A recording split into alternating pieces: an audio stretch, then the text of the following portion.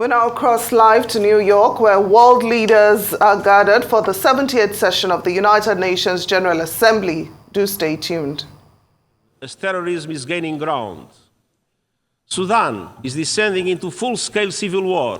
Millions have fled, and the country risks splitting apart.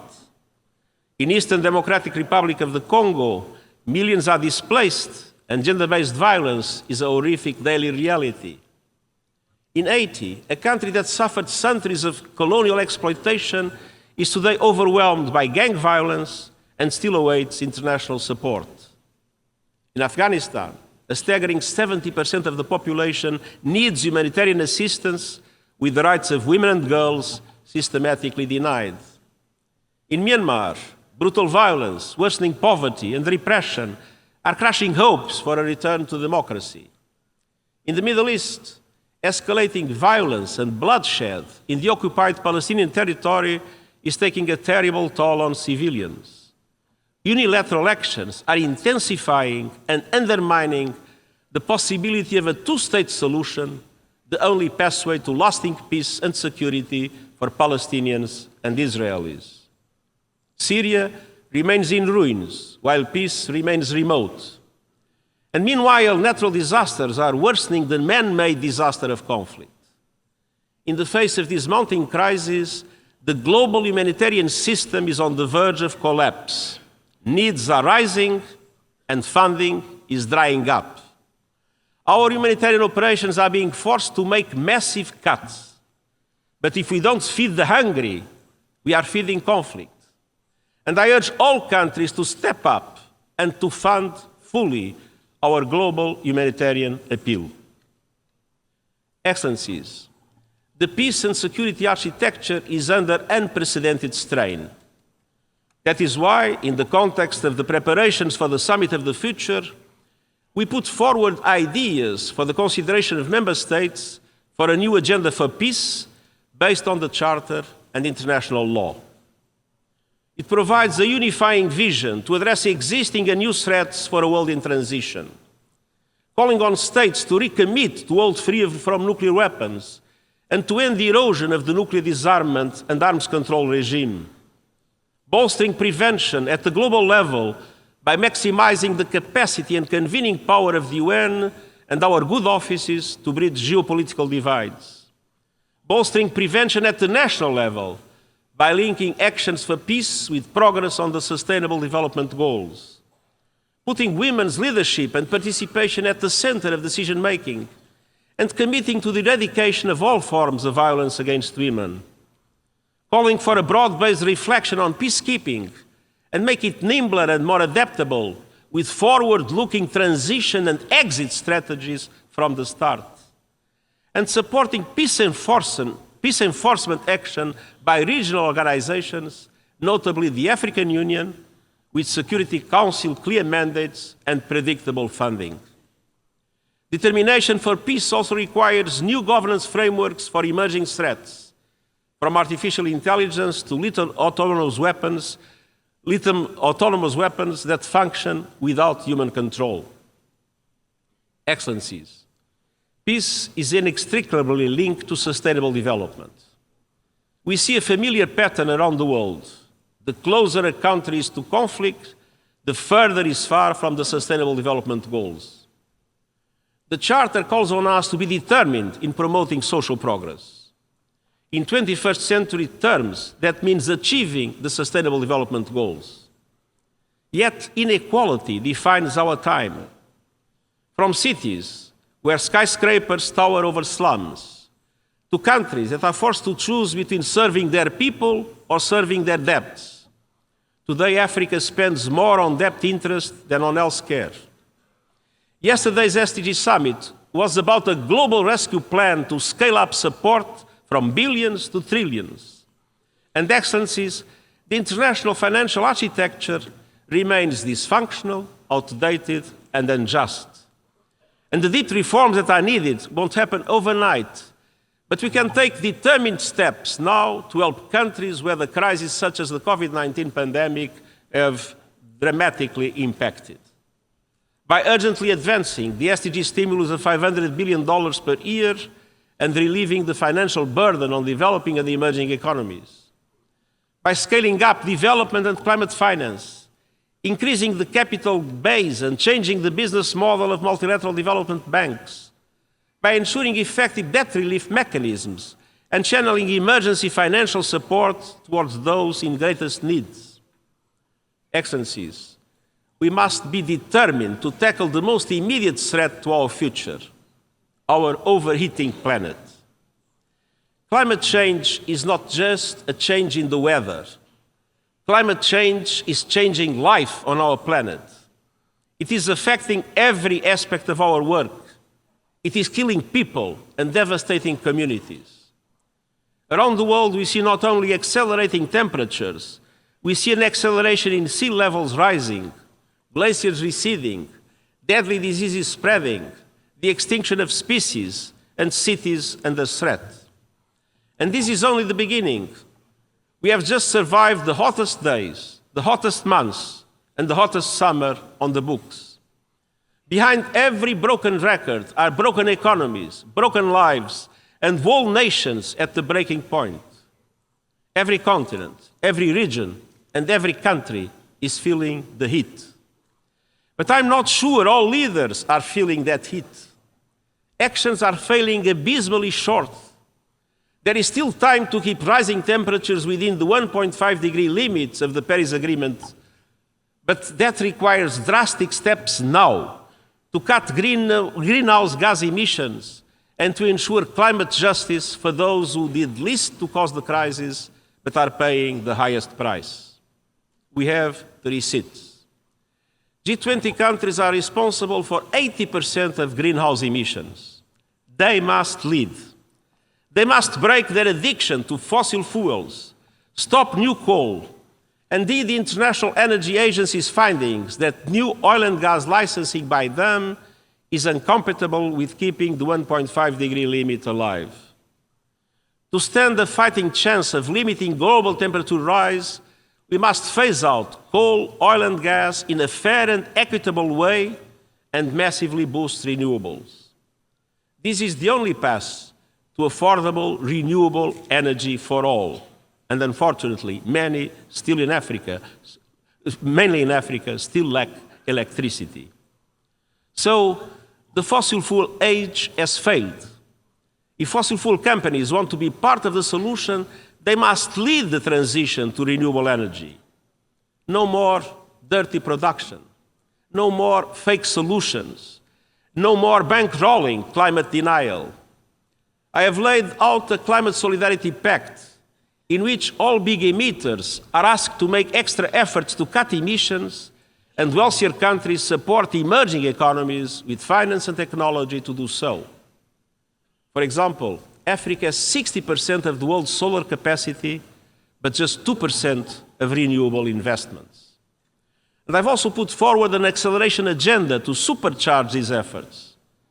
Developed countries must reach net zero as close as possible to 2040, and emerging economies as close as possible to 2050, in line with common but differentiated responsibilities.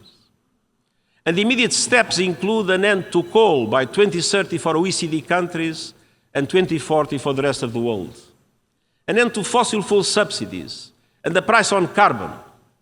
Developed countries must also finally deliver the $100 billion for developing country climate action, as promised, double adaptation finance by 2025, as promised, and replenish the Green Climate Fund, as promised.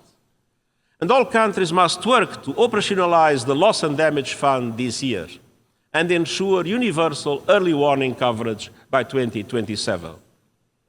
Tomorrow, I will welcome credible first movers and doers to our Climate Ambition Summit. And COP28 is around the corner. Climate chaos is breaking new records, but we cannot afford the same old broken record of scapegoating and waiting for others to move first.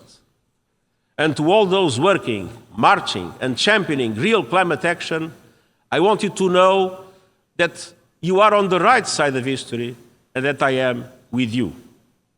I won't give up this fight of our lives. Excellence. Excellencies,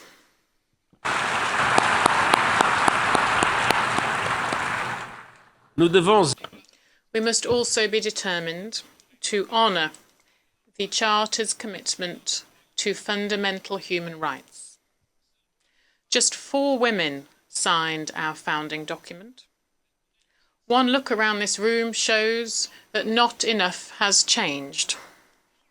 We the peoples does not mean we the men. Women are still waiting for equal opportunities and equal pay.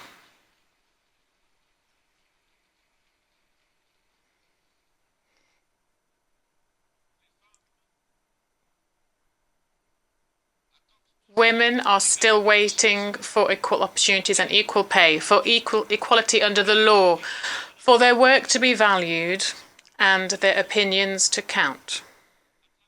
Around the globe, women's rights, including sexual reproductive rights, are being suppressed and even rolled back, and women's freedoms curtailed. In some countries, women and girls are punished for wearing too many clothes. In others, for wearing too few. Thanks to generations of women's rights activists, times are changing. From sports field to schools and public squares, girls and women are challenging the patriarchy and winning. I stand with them. I entered this office with a commitment to ensure gender parity at the UN. We have achieved that at senior levels and are on track to do so across the UN system. Because gender equality is not the problem. Gender equality is the solution. It is not a favour to women. It is a fundamental condition to ensuring a better future for all. Excellencies, we must be determined to answer the call to action to put human rights at the heart of our work. 75 years after the Universal Declaration of Human Rights, there has been enormous progress in some areas, from ending colonization and segregation to ensuring women's voting rights. But we have not achieved basic rights for all. When 1.2 billion people still live in acute poverty and hunger is at levels not seen since 2005. When discrimination on racial and ethnic grounds is perfectly legal in many countries. When people must risk death to seek a better life. When refugees, migrants and minorities are routinely demonized and hounded. When declaring your gender identity or simply who you love can lead to imprisonment or even execution. When speaking out can lead to perilous consequences. Human rights, political, civil, economic, social and cultural, are the key to solving many of the world's interlinked problems. Laws to protect the vulnerable must be enacted and enforced. The targeting of minorities must stop, and human rights and human dignity must be at the centre of social, economic and migration policies. All governments must fulfil the commitment they made in the Universal Declaration of Human Rights. Excelências, Excellencies, we must also face up to the looming threats posed to human rights by new technologies. Generative artificial intelligence holds much promise, but it may also lead us across a Rubicon and into more danger than we can control. When I mentioned artificial intelligence in my General Assembly speech in 2017, only 2 other leaders even uttered the term. Now AI is on everyone's lips, a subject of both awe and fear. Even some of those who developed generative AI are calling for greater regulation. But many of the dangers of digital technology are not looming on the horizon, they are here. The digital divide is inflaming inequalities.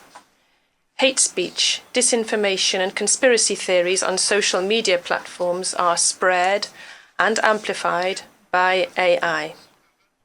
undermining democracy and fueling violence and conflict in real life. Online surveillance and data harvesting are enabling human rights abuses on a mass scale. And technology companies and governments are far from finding solutions. We must move fast and mend things. New technologies require new innovative forms of governance, with input from experts building this technology and from those monitoring its abuses. And we urgently need a global digital compact between governments, regional organizations, the private sector and civil society to mitigate the risks of digital technologies and identify ways to harness their benefits for the good of humanity. Some have called for consideration of a new global entity on AI that could provide a source of information and expertise for member states. There are many different models, inspired by such examples as the International Atomic Energy Agency, the International Civil Aviation Organization, or the Intergovernmental Panel on Climate Change. And the UN stands ready to host the global and inclusive discussions that are needed, depending on the decisions of member states. To help advance the search for concrete governance solutions, I will appoint this month a high-level advisory body on artificial intelligence, which will provide recommendations by the end of this year. And next year's Summit of the Future is a once-in-a-generation opportunity for progress to deal with these new threats in line with the vision of the UN Charter. Member states will decide how to move forward on the new agenda for peace, the Global Digital Compact, reforms to the international financial architecture, and many other proposals to address challenges and bring greater justice and equity to global governance. Excellencies, the United Nations was created precisely for moments like these, moments of maximum danger and minimum agreement. We can and must use our tools in flexible and creative ways. Last month, we saw the dividends of determination off the coast of Yemen. Carrying 1 million barrels of oil, the decaying FSO Safar supertanker was a ticking time bomb, a looming ecological disaster in the Red Sea. But no one offered to solve the problem. So the United Nations stepped in and brought the world together. We mobilized resources, assembled the experts, navigated difficult negotiations and built trust. We have more work ahead and more resources are needed. But last month, the oil was successfully transferred from the Safar. This UN-led action saved the Red Sea. Where no one else could or would, UN determination got the job done. Despite our long list of global challenges, that same spirit of determination can guide us forward. Let us be determined to heal divisions and forge peace, determined to uphold the dignity and worth of every person, determined to realize the Sustainable Development Goals and effectively leave no one behind, determined to reform multilateralism for the 21st century and come together for the common good. And I thank you.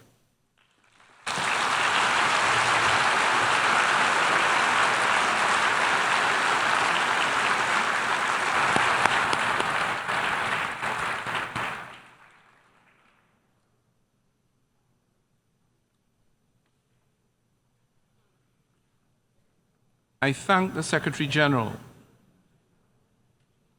The Assembly will now turn to Agenda Item 8, entitled General Debate.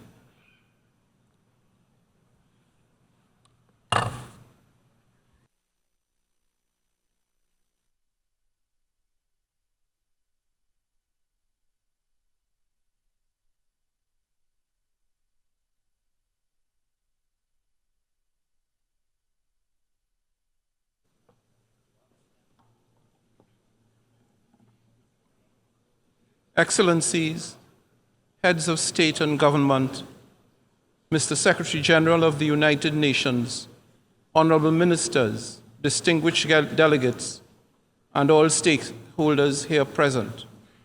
Good morning. It is my honor and privilege as President of the United Nations General Assembly to welcome you to this hall for the opening of the general debate of the 78th session. Allow me to acknowledge in our midst today several presidents, former presidents of the General Assembly, including His Excellency Han Sang-soo, former Prime Minister of Korea, who served as President of the 56th session of the Assembly, and who now sits as Chair of the UN Council of Former Presidents of the General Assembly.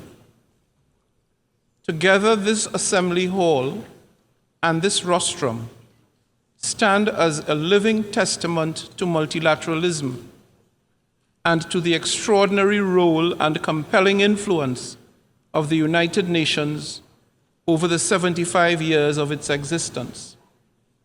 It is a unique and truly global platform for debate, dialogue, and problem solving through multilateral diplomacy. This year, our imperative is clear: to unite the nations, to be united in conviction of common purpose and in solidarity of joint action. Excellencies, such a common coordinated approach is needed now as much as at any point in our history.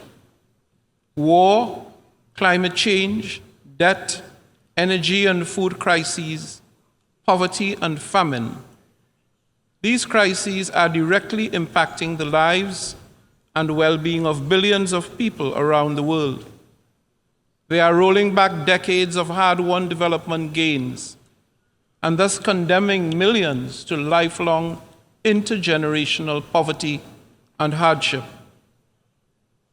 It is at times like these that we must search deep within to find our better selves and our common humanity that impels us to meet the moment.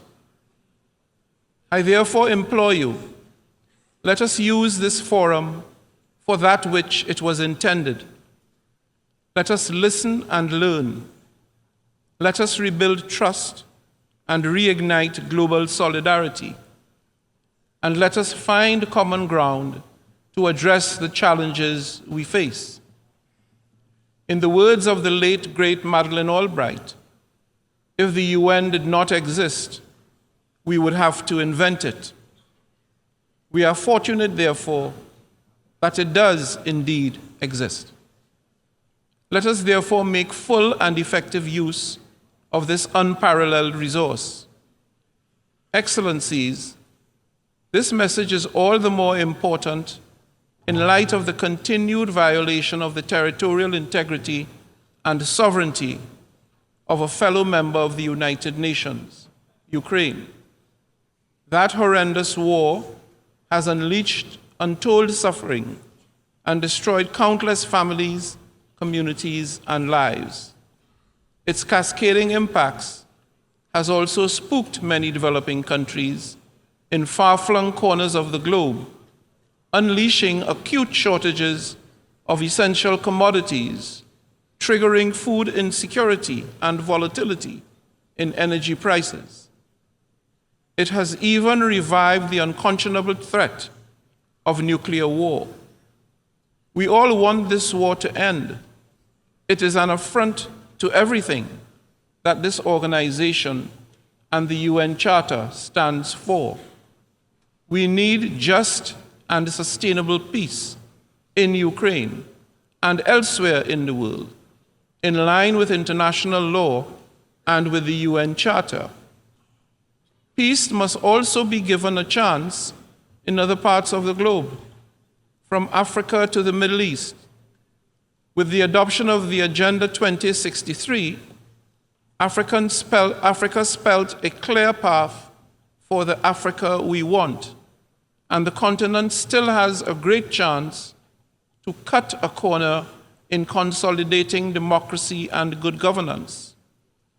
But the resurgence of coups in Africa is a regressive step, and the root causes of such alarming trends must be carefully analyzed and addressed. I urge you, member states, to use this high-level week not to fan the flames of conflict and hostility, but instead to opt for dialogue and diplomacy. We must remember that peace is an investment in our collective prosperity. I call on leaders to come together, to abide by the Charter, and support efforts to deliver a peaceful resolution to the war. Excellencies, yesterday we began our high-level week with the SDG Summit. It offered a prime moment to take stock of our successes and failures in delivering the Sustainable Development Goals. Front and center with the fact that 1.2 billion people are living in multidimensional poverty as of 2022. While some progress has been made on the goals, the summit is being convened in a context where there have been unacceptable delays and rollbacks. Let me be clear, we do not have the luxury of excuses, nor are we absolved of our responsibilities. The onus is on us, collectively, to make up for the lost momentum and work much harder in the remaining 7 years to accelerate progress on that which we have promised to deliver. The commitment to action presented at the summit should therefore be the tailwind to regain lost ground and supercharge implementation. Excellencies, the SDG Summit was only the start of what is a full agenda during High-Level Week. It naturally interlinks with the General Assembly's high-level dialogue on financing for development, which is key to accelerating the financing impetus for the SDGs. The preparatory ministerial meeting for the Summit of the Future will help to launch the negotiations of the Pact of the Future, giving guidance on how to ensure that the United Nations is fit for purpose in the 21st century. It will give member states the opportunity to come together and to transform our shared future. We will also see 3 health-related high-level meetings on pandemic prevention, preparedness and response, universal health coverage, and on tuberculosis, all of which offer us opportunities to better the lives of our global citizens. And the Secretary General's Climate Action Summit offers a moment to build political ambition ahead of COP28 in November. Tomorrow, I will also join hands with several heads of state and government to convene a breakfast summit to address the existential threats posed by sea level rise, an issue of significant concern to small island developing states, especially those in the Pacific region. Excellencies, allow me to pause here and to reiterate my deepest condolences to the governments and people of Morocco and Libya. The twin disasters of earthquakes and flooding have left thousands dead and untold more suffering. It is my sincere hope that resources and relief can be expedited to support all those who now find themselves in desperate need. As a citizen of a climate vulnerable region, I urge member states to recognize the continued and escalating impacts of climate change and to deliver real transformative results. Let us work together to unlock the finances and resources required to support those most vulnerable in mitigation, adaptation, and resilience building. And let us continue to work on the Multidimensional Vulnerability Index with the aim of moving beyond GDP to a measure of economic development that effectively captures a country's true vulnerability to external shocks. Excellencies, beyond the high-level week, this year we will commemorate the 75th anniversary of the Universal Declaration of Human Rights.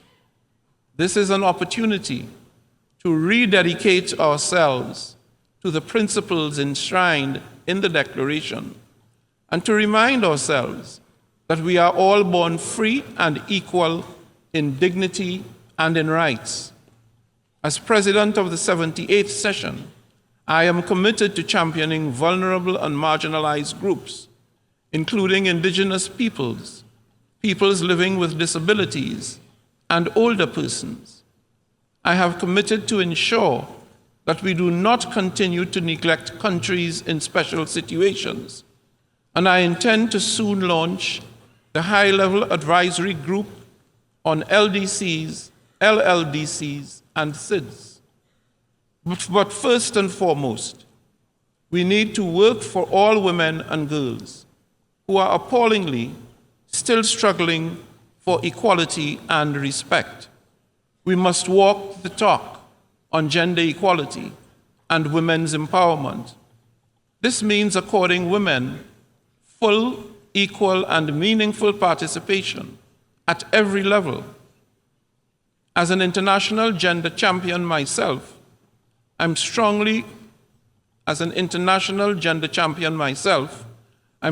committed to promoting gender equality and women's empowerment. And I have appointed a special envoy and special advisor on gender equality and women's empowerment to assist me in this endeavor.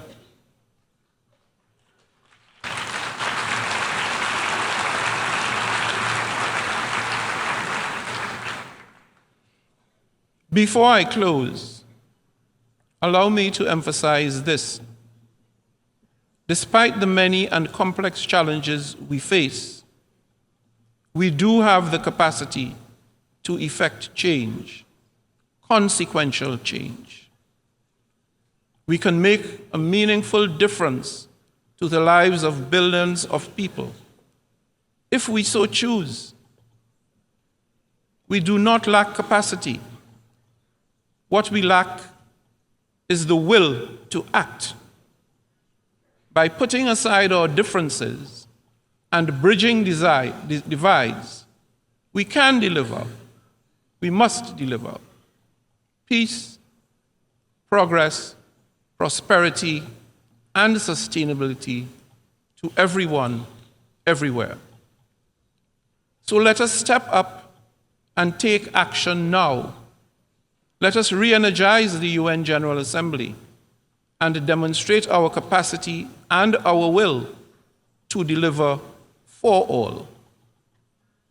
In the words of Stephen Pressfield, an author born in Trinidad and Tobago, the most pernicious aspect of procrastination is that it can become a habit. We don't just put off our lives today, we put them off till our deathbed. Never forget, this very moment we can change our lives. There never was a moment, and never will be, when we are without the power to alter our destiny. This second, we can turn the tables on resistance. This second, we can sit down and do our work. Excellencies, I thank you once again for your support to me and my presidency, and I wish you fruitful, productive, and healthy debate in the coming days. I thank you.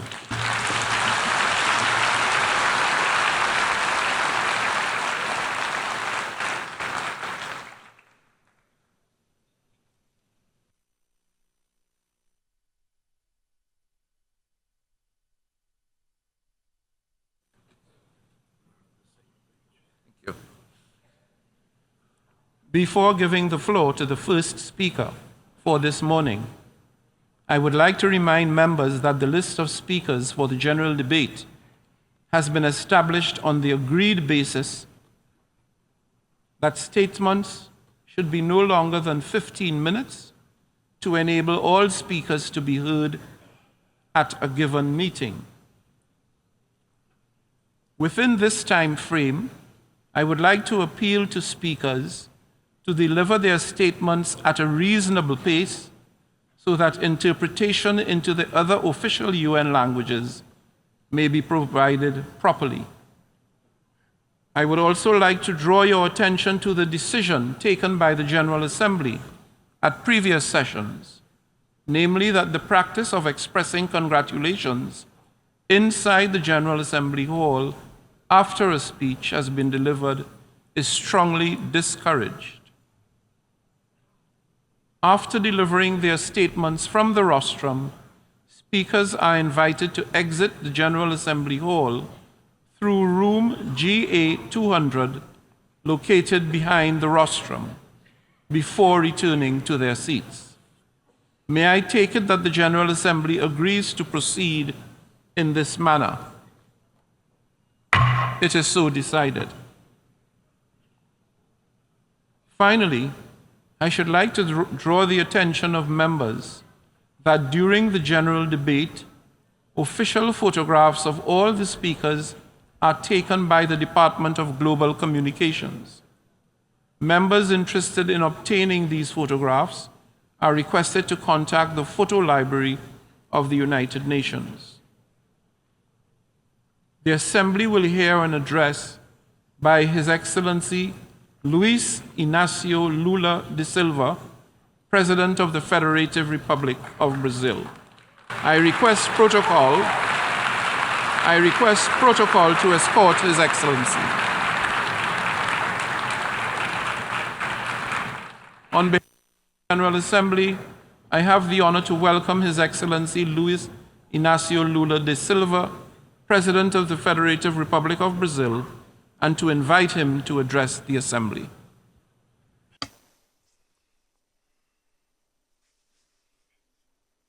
My greetings to the President of the General Assembly, Ambassador Dennis Francis from Trinidad, Tobago.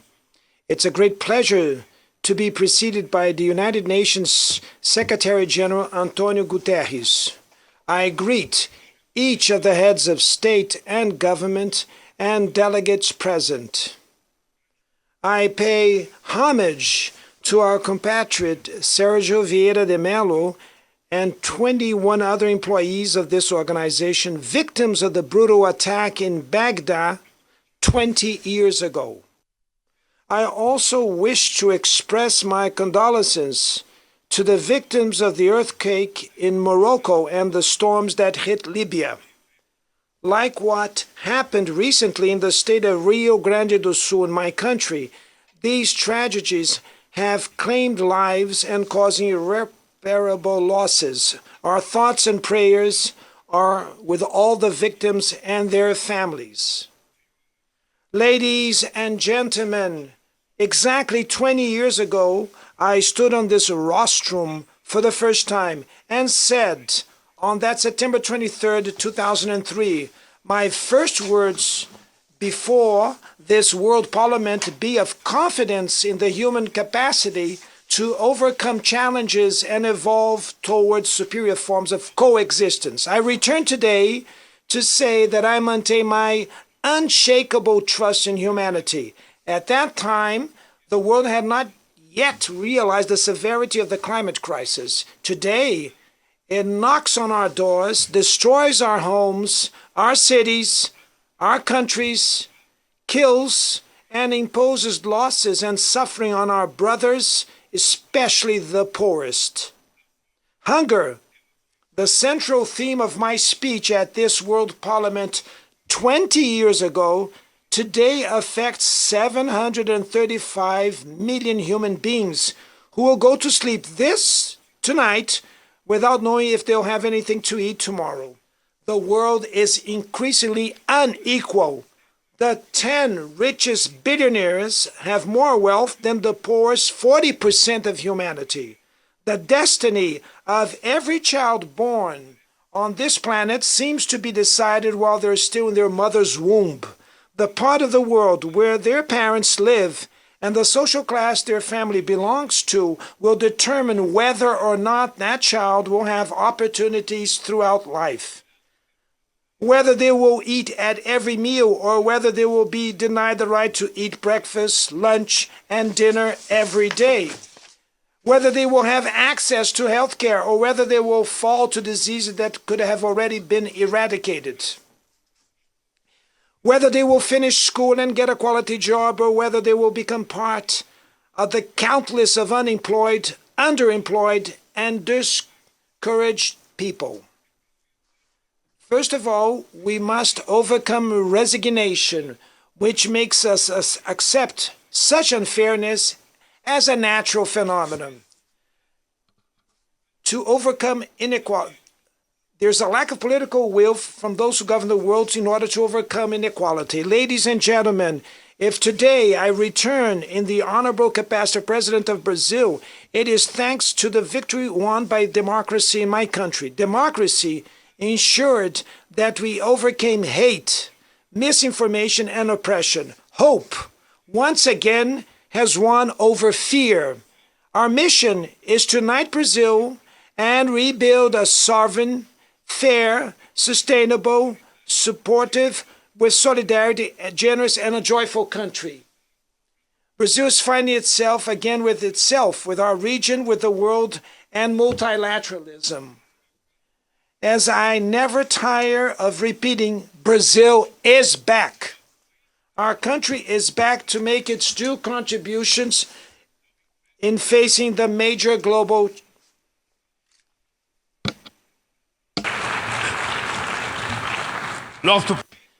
Our country is back to make its due contribution in facing the major global challenges.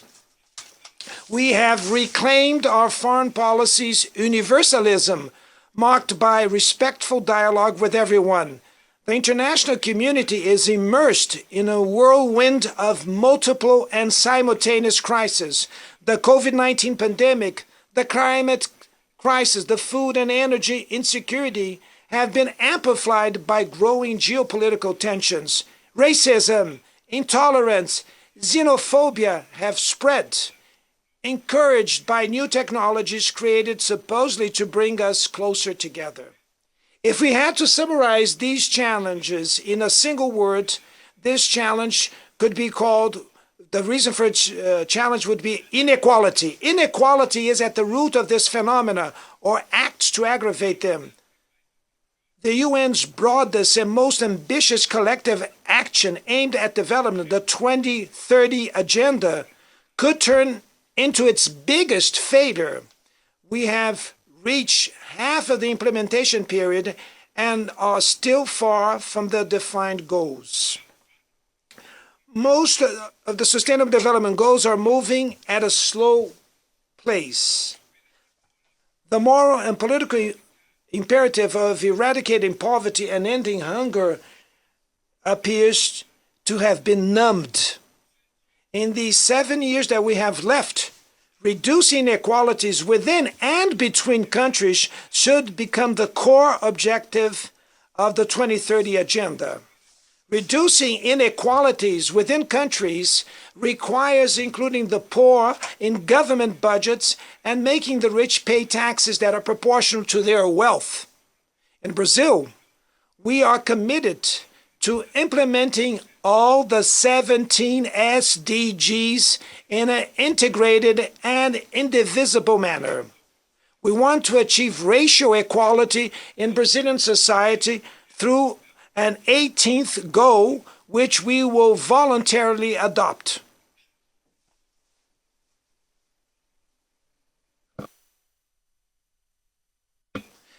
We launched the Brazil Zero Hunger Plan, which will bring together a series of initiatives to reduce poverty and food insecurity. Amongst them is the Bolsa Família, the family stipend, which has become a global reference in income transfer programs for families that keep their children vaccinated and in school. Inspired by Brazilian Bertha Lutz, a pioneer as an advocate in gender equality in the UN Charter, we have passed a bill that makes equal pay between women and men mandatory when they perform the same role.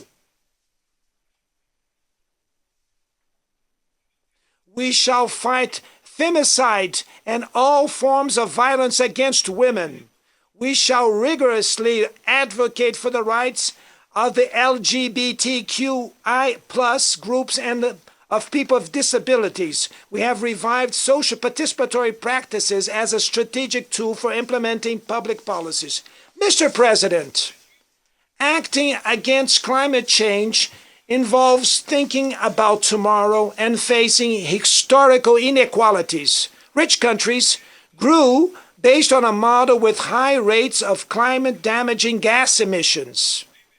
The climate emergency makes it urgent to correct course and implement what has already been agreed. There is no other reason why we speak of common but differentiated responsibilities. It is the vulnerable populations in the global south who are most affected by the loss and damage caused by climate change. The richest 10% of the world's population are responsible for almost half of all carbon released into the atmosphere. We, developing countries, do not want to repeat this model. In Brazil, we have already proven once and will prove again that a socially fair and environmentally sustainable model is possible. We are at the forefront of energy transition, and our matrix is already one of the cleanest in the world. 87% of our electrical power comes from clean and renewable sources. Solar, wind, biomass, ethanol, and biodiesel power generation is growing every year. The potential for generating green hydrogen is immense. With the Ecological Transformation Plan, we will invest in sustainable industrialization and sustainable infrastructure. We have resumed a sound and renewed Amazon agenda with oversight actions aimed at fighting environmental crimes. Over the last 8 months, deforestation in the Brazilian Amazon has already been reduced by 48%. The whole world has always talked about the Amazon.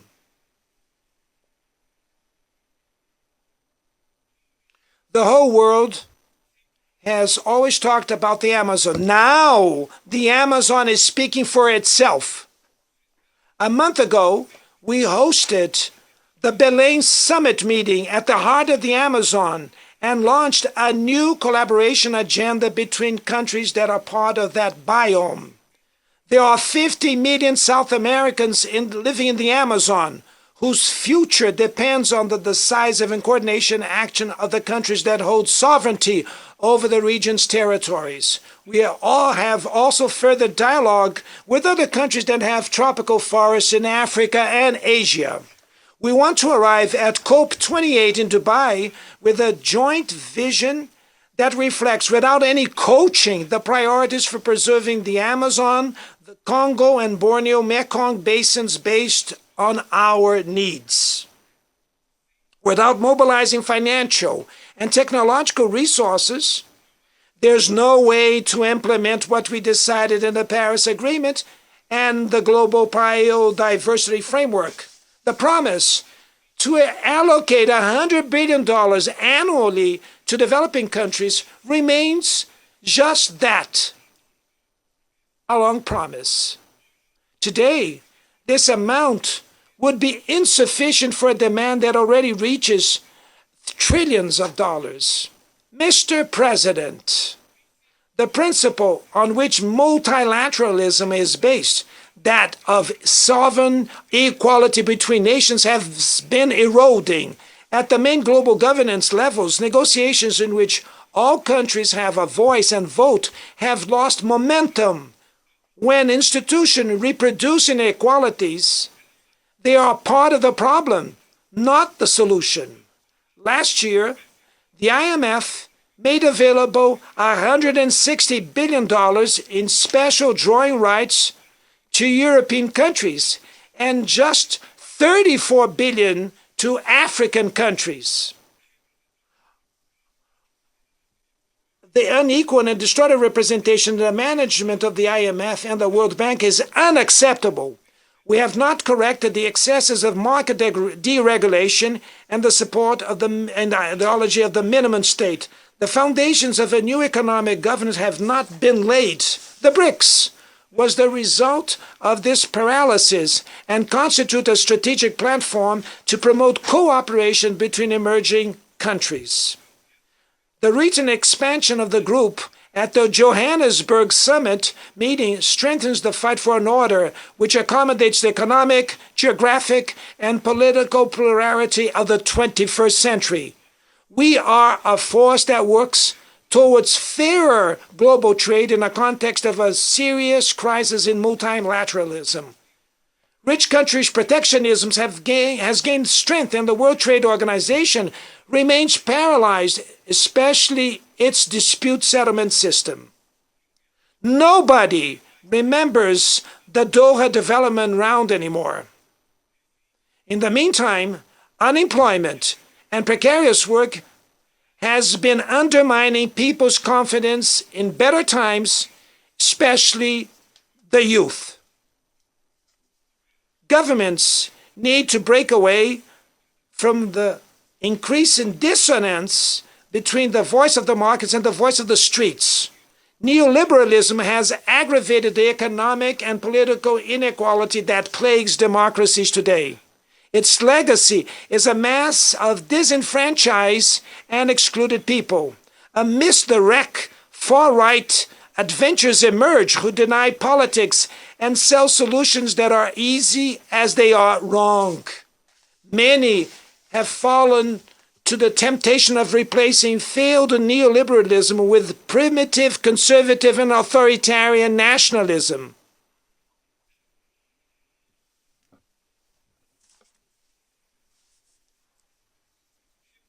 We repudiate an agenda that uses immigrants as scapegoats, undermines the welfare state, and attacks workers' rights. We need to reclaim the best humanist traditions which inspired the creation of the UN. No relevant economical, social, active inclusion policies at cultural, education, and digital levels are fundamental for promoting democratic values and defending the rule of law. Preserving press freedom is essential. A journalist like Julian Assange cannot be punished informing society in a transparent and legitimate way. Our fight is against misinformation and cybercrimes. Apps and platforms should not abolish the labor laws we fought so hard for. Upon taking over as the chair of the G20 next December, we will spare no effort to place the fight against inequality in all its dimensions at the core of the international agenda. Under the motto, Building a Just World and a Sustainable Planet, the Brazilian chair will coordinate social inclusion and fight against hunger, sustainable development, and reform of global governance institutions. Mr. President, there will be no sustainability or prosperity without peace. Armed conflicts are an offense to human rationality. We know the horrors and suffering produced by all wars. Promoting a culture of peace is a duty for all of us. Building it requires persistence and vigilance. It is disturbing to see that old unresolved disputes persist and new threats emerge or gain force. The difficulty of guaranteeing the creation of a state for the Palestinian people clearly shows this. Added to this case, the persevering humanitarian crisis in Haiti, the conflict in Yemen, threats to Libyan national unity, and institutional ruptures in Burkina Faso, Gabon, Guinea, Conakry, Mali, Niger, and Sudan. In Guatemala, there's a risk of a coup d'etat, which would prevent the winner of the democratic elections from taking office. The war in Ukraine exposes our collective inability to enforce the purposes and principles of the UN Charter. We do not underestimate the difficulties in achieving peace, but no solution will be lasting if it is not based on dialogue. I have reiterated that work needs to be done to create space for negotiations. A lot is invested in weapons and very little in development. Last year, military spending totaled over $2 trillion. Expenditures on nuclear weapons reached $83 billion, a value 20 times higher than the regular UN budget. Stability and security will not be achieved where there is social exclusion and inequality. The UN was born to be the home of understanding and dialogue. The international community must choose. On one hand, there is the expansion of conflicts, the furthering of inequalities, and the erosion of the rule of law. On the other, the renewing of multilateral institutions dedicated to promoting peace. Unilateral sanctions cause great harm to the population of affected countries. In addition to not achieving their alleged goals, they hinder the mediation and prevention processes and the peaceful resolution of conflicts. Brazil will continue to reject measures taken without support from the UN Charter, such as the economic and financial embargo imposed on Cuba and the attempt to classify this country as a state sponsor of terrorism.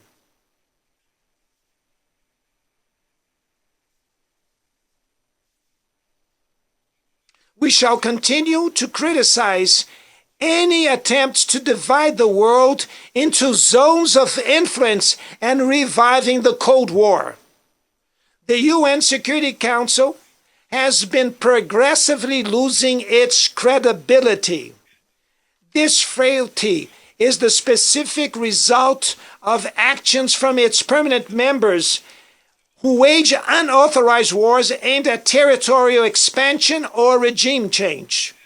Its paralysis is the most eloquent proof of the urgent need to reform it, which will bring it greater representation and efficacy. Ladies and gentlemen, inequalities needs to inspire outrage over hunger, poverty, war, disrespect for human beings. Moved by the power of outrage, we may act willingly and unwavering in fighting inequality and effectively transforming the world around us.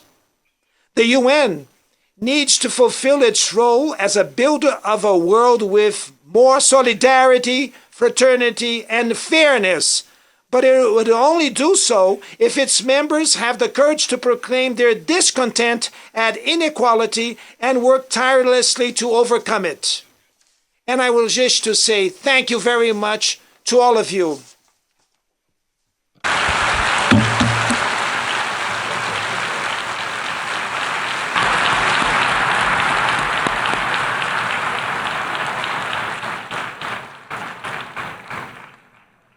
On behalf of the Assembly, I wish to thank the President of the Federative Republic of Brazil for the statement just made, and I request protocol to escort His Excellency. The Assembly will hear an address from His Excellency Joseph R. Biden, Jr., President of the United States. I request protocol to escort His Excellency.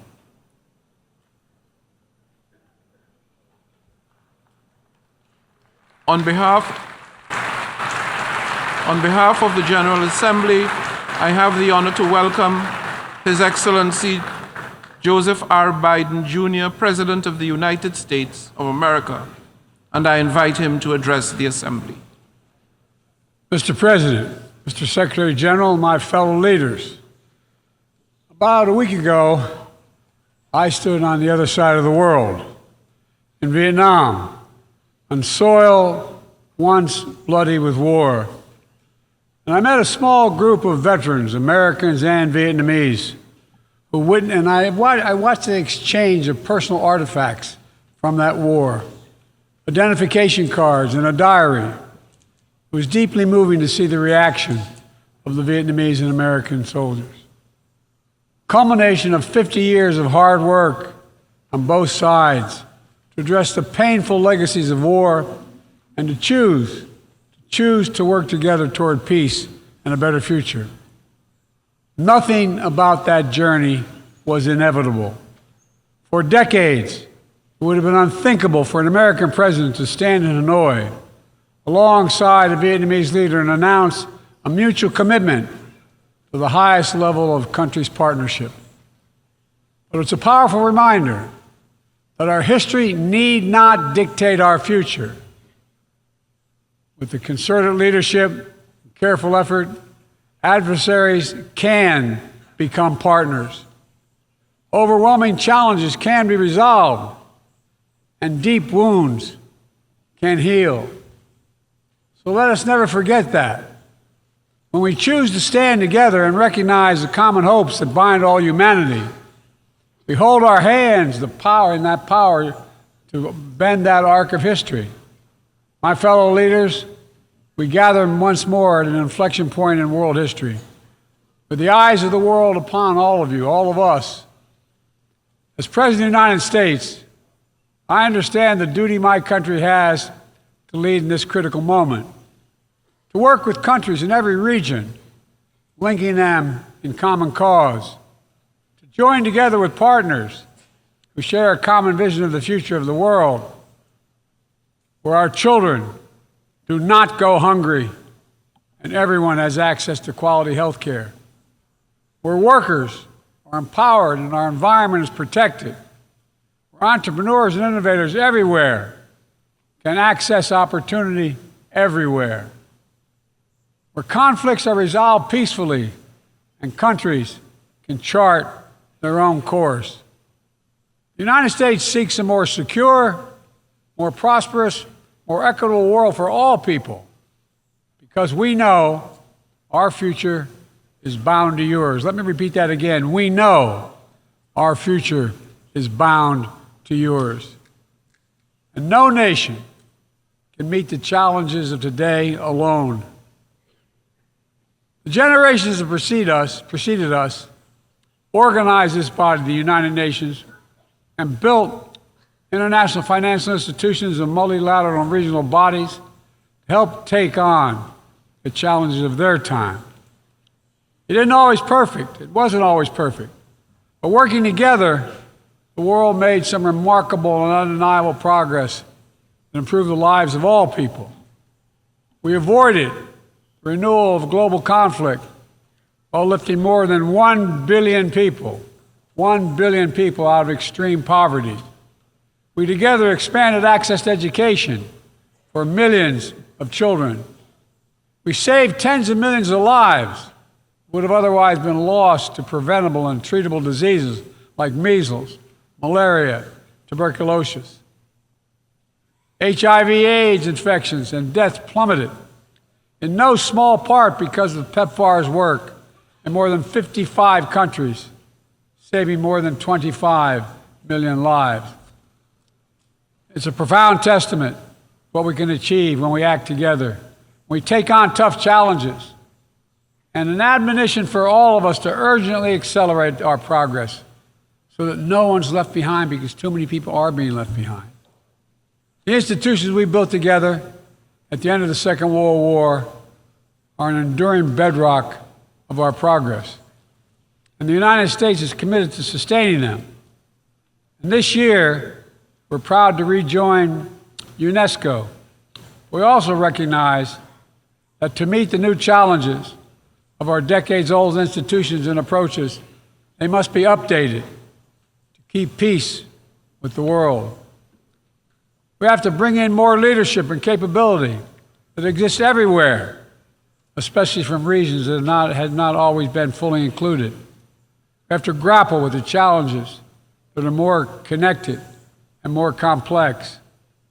We have to make sure we're delivering for people everywhere, not just somewhere, everywhere.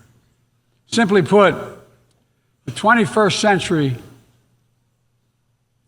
century results are badly needed. They're needed to move us along. That starts with the United Nations, starts right here in this room. In my address to this body last year, I announced the United States will support expanding the Security Council, increasing the number of permanent and non-permanent members. The United States has undertaken serious consultation with many member states. We'll continue to do our part to push more reform efforts forward, look for points of common ground, and make progress in the year ahead.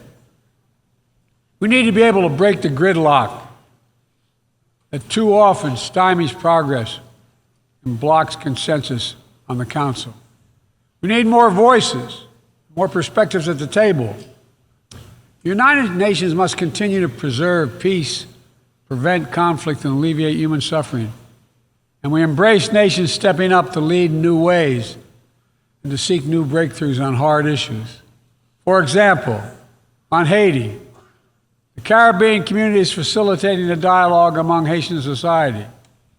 I thank President Ruto of Kenya, I thank him for his willingness to serve as the lead nation of a UN-backed security support mission. I call on the Security Council to authorize this mission now. The people of Haiti cannot wait much longer.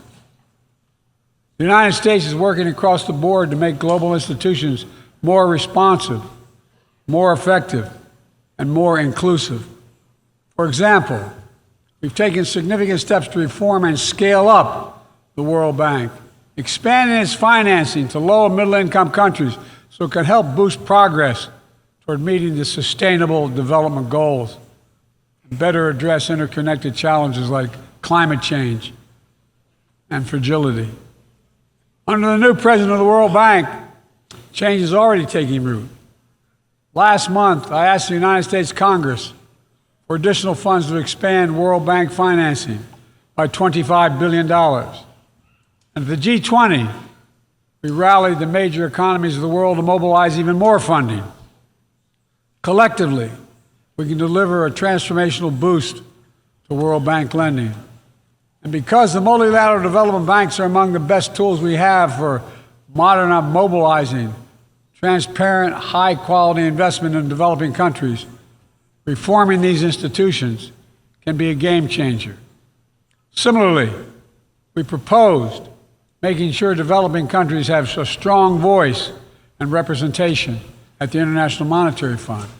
We're going to continue our efforts to reform the World Trade Organization, preserve competition, openness, transparency, and the rule of law, while at the same time equipping it to better tackle modern-day imperatives like driving the clean energy transition, protecting workers, promoting inclusive and sustainable growth. And this month, we strengthened the G20 as a vital forum, welcoming the African Union as a permanent member. By upgrading and strengthening our institutions, that's only half of the picture. We must also forge new partnerships, confront new challenges. Emerging technologies such as artificial intelligence hold both enormous potential and enormous peril. We need to be sure they are used as tools of opportunity, not as weapons of oppression. Together with leaders around the world, the United States is working to strengthen rules and policies so AI technologies are safe before they're released to the public. To make sure we govern this technology, not the other way around, having it govern us.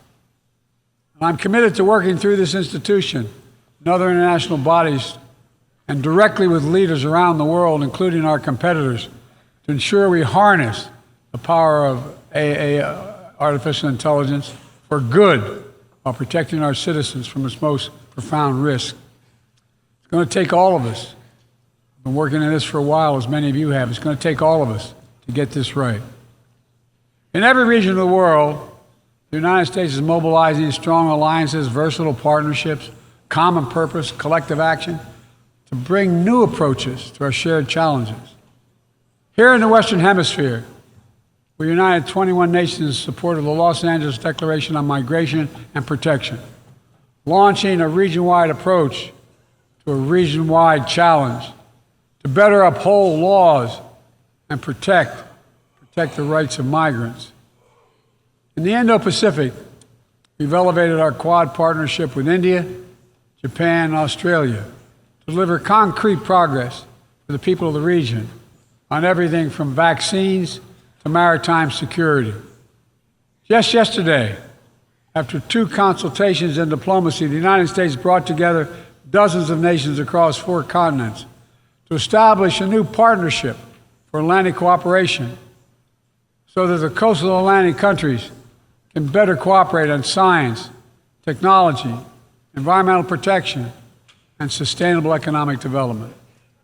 We brought together nearly 100 countries in a global coalition to counter fentanyl and synthetic drugs to reduce the human cost of this affliction, and it is real. And as the nature of the terrorist threats evolve and the geography expands to new places, we're working with our partners to bring capabilities to bear to disrupt plotting, degrade networks, and protect all of our people. Additionally, we convened the Summit for Democracy to strengthen democratic institutions, root out corruption, and reject political violence. And in this moment where democratically elected governments have been toppled in quick succession in West and Central Africa, we're reminded that this work is as urgent and important as ever. We stand with the African Union and ECOWAS and other regional bodies to support constitutional rule. We will not retreat from the values that make us strong. We will defend democracy, our best tool to meet the challenges we face around the world. And we're working to show how democracy can deliver in ways that matter to people's lives. The Partnership for Global Infrastructure and Investment addresses the enormous need and opportunity for infrastructure investment in low and middle income countries, particularly in Africa, Latin America, and Southeast Asia. Through strategic, targeted public investments, we can unlock enormous amounts of private sector financing. The G7 has pledged to work with parties to collectively mobilize $600 billion in infrastructure financing by 2027. The United States has already mobilized more than $30 billion to date. We're creating a race to the top with projects that have high standards for workers, the environment, and intellectual property while avoiding the trap of unsustainable debt. We're focusing on economic corridors that will maximize the impact of our collective investment and deliver consequential results across multiple countries and multiple sectors. For example, the Libido Corridor will extend across Africa from the western port of Angola to the DRC to Zambia, boosting regional connectivity and strengthening commerce and food security in Africa. Similarly, the groundbreaking effort we announced at the G20 to connect India to Europe through the UAE, Saudi Arabia, Jordan, and Israel will spur opportunities and investment across 2 continents. This is part of our effort to build a more sustainable, integrated Middle East. It demonstrates how Israel's greater normalization and economic connection with its neighbors is delivering positive and practical impacts, even as we continue to work tirelessly to support a just and lasting peace between the Israelis and Palestinians, 2 states for 2 people. Now, let me be clear. None of these partnerships are about containing any country. They're about a positive vision for our shared future. When it comes to China, I want to be clear and consistent. We seek to responsibly manage the competition between our countries so it does not tip into conflict. I've said we are for de-risking, not decoupling with China. We will push back on aggression and intimidation and defend the rules of the road, from freedom of navigation to overflight to level economic playing field that have helped safeguard security and prosperity for decades. But we also stand ready to work together with China on issues where progress hinges on our common efforts. Nowhere is that more critical than accelerating the climate crisis, than the accelerating climate crisis. We see it everywhere. Record-breaking heat waves in the United States and China, wildfires ravaging North America and Southern Europe, a fifth year of drought in the Horn of Africa, tragic flooding in Libya. My heart goes out to the people of Libya that's killed thousands of people. Together, these snapshots tell an urgent story of what awaits us if we fail to reduce our dependence on fossil fuels and begin to climate-proof the world. For one day, my administration, the United States, has treated this crisis as an existential threat from the moment we took office, not only for us, but for all of humanity.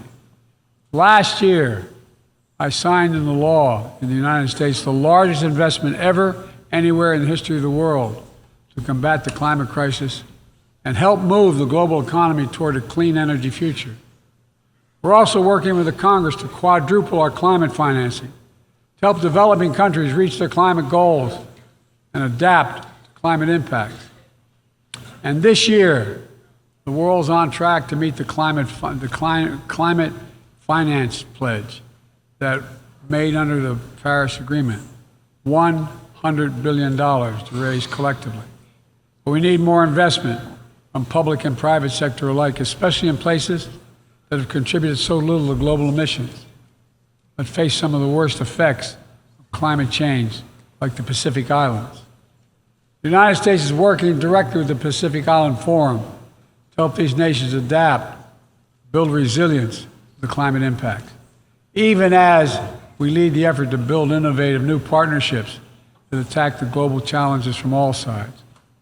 From the First Movers Coalition, which is mobilizing billions of private sector community and the private sector commitments, to creating a market demand for green products in carbon-intense sectors like concrete, shipping, aviation, and trucking, to the Agricultural Innovation Mission for Climate, which is bringing farmers into the climate solution and making our food supply more resilient to climate shocks, and the Global Methane Pledge, now endorsed by more than 150 countries, which expands our focus beyond our carbon emission targets to reduce the potential greenhouse gases in our atmosphere by 30% in this decade. It's all within our capacity. We need to bring the same commitment and urgency and ambition as we work together to meet the Sustainable Development Goals of 2030. These goals were adopted at the United Nations in 2015 as a roadmap for improving lives around the world. But the hard truth is, for decades of progress, the world has lost ground these past years in the wake of COVID-19, conflicts, and other crises. The United States is committing to doing its part to get us back on track. All told, in the first 2 years of my administration, the United States has invested more than $100 billion to drive development progress, bolstering food security, expanding access to education worldwide, strengthening healthcare systems, and fighting disease. And we've helped mobilize billions more in the private sector investments. But to accelerate our forward progress on the Sustainable Development Goals, we all have to do more. We need to build new partnerships that change the way we tackle this challenge, to unlock trillions of additional financing for development, drawing on all sources. We need to fill the gaps and address the failures of our existing system exposed by the pandemic. We need to ensure that women and girls benefit fully from our progress. We must also do more to grapple with the debt that holds back so many low and middle-income countries. When nations are forced to service unsustainable debt payments over the needs of their own people, it makes it harder for them to invest in their own futures. And as we work together to recover from global shocks, the United States will also continue to be the largest single country donor of humanitarian assistance at this moment of unparalleled need in the world. Folks, cooperation, partnership, These are the keys to progress on the challenges that affect us all, and the baseline for responsible global leadership. We don't need to agree on everything to keep moving forward on issues like arms control, a cornerstone of international security. After more than 50 years of progress under the Non-Proliferation Treaty, Russia is shredding long-standing arms control agreements, including announcing the suspension of the New START and withdrawing from the Conventional Forces in Europe Treaty. I view it as irresponsible and makes the entire world less safe. The United States is going to continue to pursue good faith efforts to reduce the threat of weapons of mass destruction and lead by example, no matter what else is happening in the world.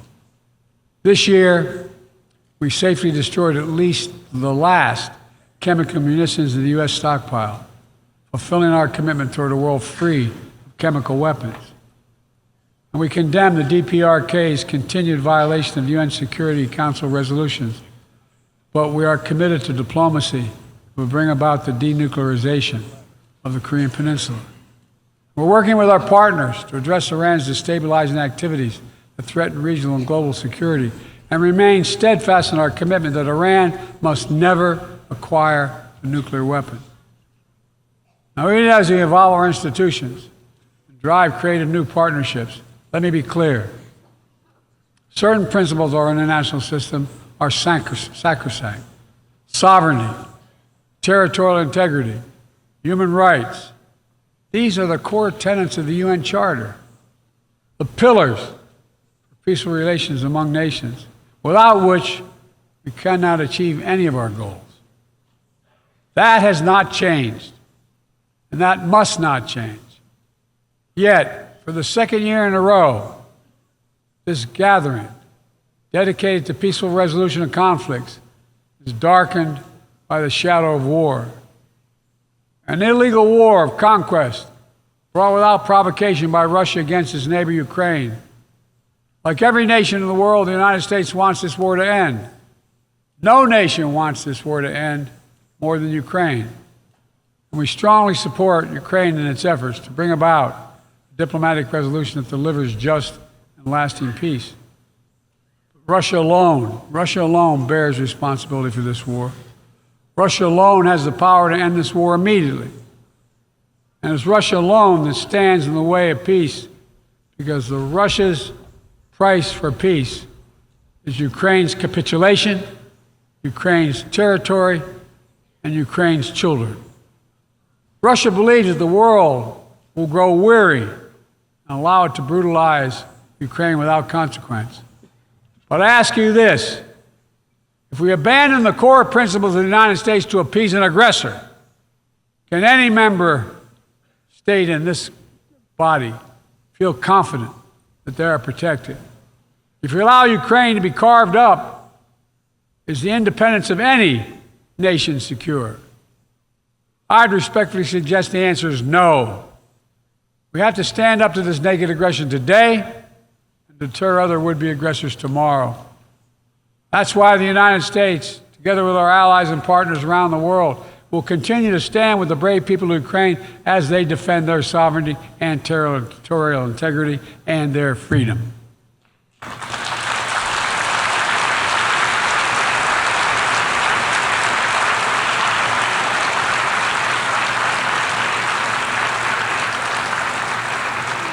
It's not only an investment in Ukraine's future, but in the future of every country that seeks a world governed by basic rules that apply equally to all nations and uphold the rights of every nation, no matter how big or small. Sovereignty, territorial integrity, they are the fixed foundations of this noble body. And universal human rights is its North Star. We cannot sacrifice either. 75 years ago, the Universal Declaration of Human Rights captured a remarkable act of collective hope. I say that again, collective hope. Drafted by a committee representing different regions, faiths, philosophies, and adopted by the entire General Assembly. The rights contained in the Declaration are elemental and enduring. And while we still struggle to uphold equal and inalienable rights of all, they remain ever steady and ever true. We cannot turn away from abuses, whether in Xinjiang, Tehran, Darfur, or anywhere else. We have to continue working to ensure that women and girls enjoy equal rights and equal participation in their societies. That indigenous groups, racial, ethnic, religious minorities, people with disabilities do not have their potential stifled by systemic discrimination. That the LGBTQI plus people are not prosecuted or targeted with violence because of who they are. These rights are part of our shared humanity. They're absent. When they're absent anywhere, their loss is felt everywhere. They are essential to the advancement of human progress that brings us together. My fellow leaders, let me close with this. At this inflection point in history, we're going to be judged by whether or not we live up to the promises we made to ourselves, to each other, to the most vulnerable, to all those who will inherit the world we create, because that's what we're doing. Will we find within ourselves the courage to do what must be done, to preserve the planet, to protect human dignity, to provide opportunity for people everywhere, and to defend the tenets of the United Nations? There can only be one answer to that question. We must, and we will. The road ahead is long and difficult, but if we persevere, and prevail, if we keep the faith in ourselves and show what's possible, let's do this work together. Let's deliver progress for everyone. Let's bend the arc of history for the good of the world, because it's in our power to do it. Thank you for listening. You're kind.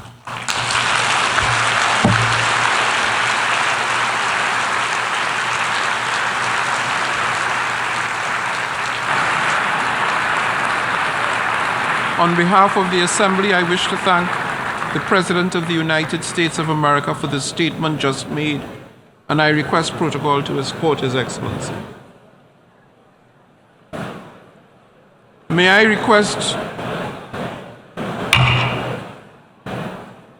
request representatives to remain seated while we suspend the meeting for 5 minutes before resuming to hear the next speaker.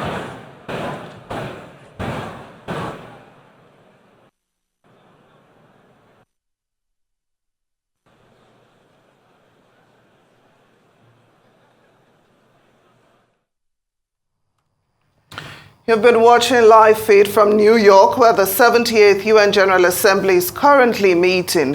While addressing the Assembly, U.S. President Joe Biden called for international cooperation to tackle global challenges, stressing that countries across the world share a common future. He also urged the UN Security Council to authorize a multinational force to help restore security in Haiti, which continues to suffer from rampant gang violence. He thanked Kenya for agreeing to lead the force. In addition, Joe Biden voiced support for the African Union and ECOWAS as they push against recent coups in Niger and Gabon. He adds that the U.S. is seeking de-risking and not decoupling with China.